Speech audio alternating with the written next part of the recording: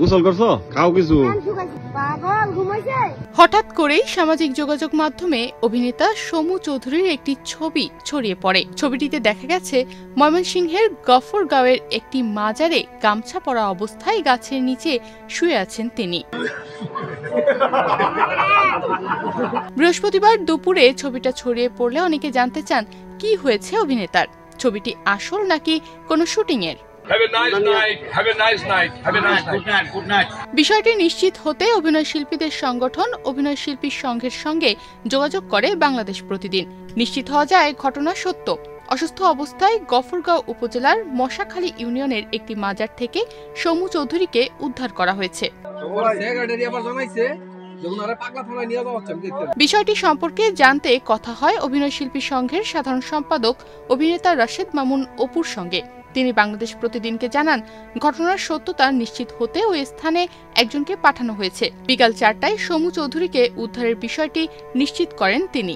অপু বাংলাদেশ প্রতিদিনকে বলেন, সমু দাদাকে পাওয়া গেছে, উনি কিছুটা অসুস্থ।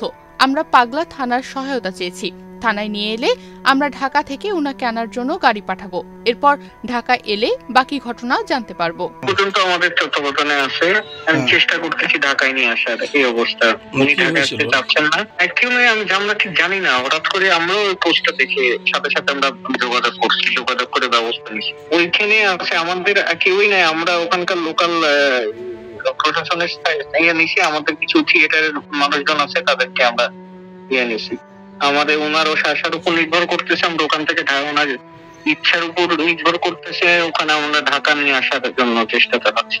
সমু চৌধুরীকে উদ্ধারের বিষয়টি বাংলাদেশ প্রতিদিনকে নিশ্চিত করেছেন পাগলা থানার ওসি ফেরদৌস আলম। তিনি বলেন, অভিনেতা সমু চৌধুরীকে আনতে আমাদের টিম সেখানে পৌঁছেছে। তিনি কিছুটা অসুস্থ।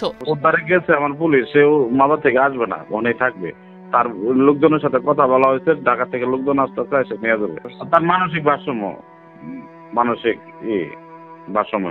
নাটকের পাশাপাশি চলচ্চিত্রে অভিনয় করেছেন সমু চৌধুরী। 1995 সালে আমজাদ হোসেন পরিচালিত আদরের সন্তান ছবির মধ্য দিয়ে চলচ্চিত্রে অভিষেক হয় তার। এরপর দোলন চাপা, শত জনমের প্রেম, মায়ের অধিকার, দেশ দরদি, মরণ নিয়ে খেলা, প্রেমের নাম বেদনা, যাবি কই, সুন্দরী বধূ সহ তিনি অভিনয় করেন।